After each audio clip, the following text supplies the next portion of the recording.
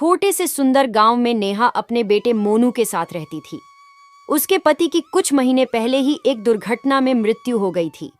अब मोनू की पढ़ाई लिखाई और खाने पीने की सारी जिम्मेदारी नेहा के कंधों पर आ गई थी। नेहा गांव में ज्यादा दिन से नहीं रह रही थी। वह शहर से शादी करके गांव आई थी, इसलिए उसे गांव के मजदूरी वाले कामों का ज्यादा अनुभव नहीं था। नेहा खाना बहुत अच्छा बनाती थी, लेकिन पैसों की कमी के कारण वह फिलहाल साधारण खाना ही बना पाती थी।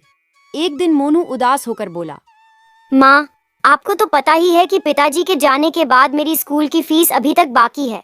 आज टीचर ने कह दिया है कि अगर 1 महीने के अंदर फीस नहीं दी गई तो मुझे स्कूल से निकाल दिया जाएगा। हाँ बेटा, मुझे पता है तुम्हारी फीस बाकी है, लेकिन तुम चिंता मत करो, मैं गांव में कोई ना कोई काम ढूंढ लूंगी और तुम्हारी स्कूल फीस जरूर भरूंगी। और हाँ, घर में राशन भी खत्म हो गया है, तो उसके लिए भी मुझे कुछ काम करना ही पड़ेगा ताकि थोड़ा बहुत हाथ खर्च आ सके। अब नेहा अपने घर से निकल जाती है और कोई काम ढूंढने लगती है। वह एक सेठ के पास जाती है और कहती है, अरे ओ सेठ, क्या कोई काम है मेरे लायक? सेठ कुछ सोचकर कहता है, हाँ, एक काम तो है, लेकिन यह मजदूरी का काम है, कर पाओगी? दूरी वाला काम? अच्छा, इसमें पैसे कितने मिलेंगे? इस काम के मैं तुम्हें 500 रुपए दूंगा महीने के। नेहा चौंक कर बोली, क्या मजदूरी वाले काम के लिए सिर्फ 500 रुपए महीना? ये तो बहुत कम है। सेठ ने सख्त लहजे में कहा, काम हो या ना हो, ये तुम्हारे ऊपर है। करना हो तो करो, वरना और भी लोग हैं मेरे पास। नेहा ने वह मजदूरी वाला काम करने से मना कर दिया, क्योंकि उसे 500 रुपए बहुत कम लगे। जब नेहा घर लौटती है तो यही सोचती है कि मुझे जल्द ही कोई अच्छा काम ढूंढना होगा, वरना मेरा घर नहीं चल पाएगा। चूंकि नेहा शहर से आई थी, उसे मजदूरी जैसे काम करना मुश्किल लगता था। अब नेहा को कुछ समझ में नहीं आ रहा था, लेकिन नेहा को खाना बनाना बहुत अच्छा आता था। मोनू स्कूल से आने ही वाला था, तो उसने कुछ बनाने की सोची और समोसे बना दिए। जब मोनू ने वह खाए तो उसे बहुत अच्छे लगे। फिर नेहा सोचती है, अगर मैं गांव में समोसे बेचूं तो इससे कुछ पैसे आ सकते हैं। अगले दिन नेहा समोसे बनाना शुरू कर देती है। वह बहुत सारे समोसे बनाकर एक ठेले में रखकर गांव में बेचने निकल पड़ती है। वह गांव-गांव घूमती है समोसे बेचने के लिए।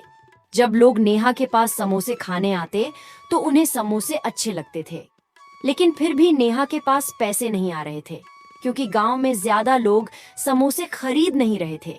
वैसे भी एक समोसा बनाने में 8 रुपए लगते थे और वह 10 रुपए में बेचती थी। इसीलिए जो भी पैसे आते, नेहा उन्हीं पैसों से फिर से समोसे का सामान खरीद लेती थी।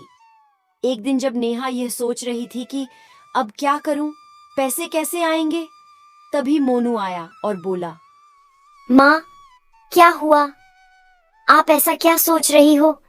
माँ ने जवाब दिया, कुछ नहीं बेटा मोनू, अभी तुम छोटे हो, बाहर जाकर खेलो। मोनू बोला, माँ, मैं अब छोटा बेटा, मैं अब जो समोसे बेचती हूँ उससे जितने भी पैसे आते हैं उनसे तो मैं सिर्फ समोसे का ही सामान खरीद पाती हूँ।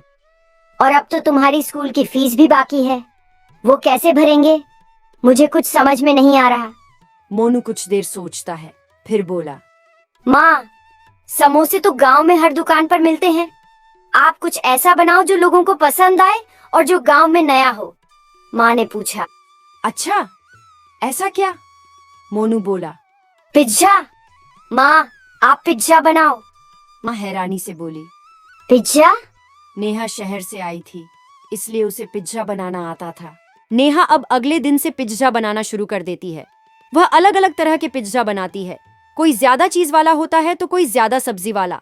पिज्जा बनाने के बाद जब वह गांव में बेचने जाती है तो बहुत से लोग उस नए पिज्जा को आजमाने आते हैं और लोगों को वह पिज्जा बहुत पसंद भी आता है।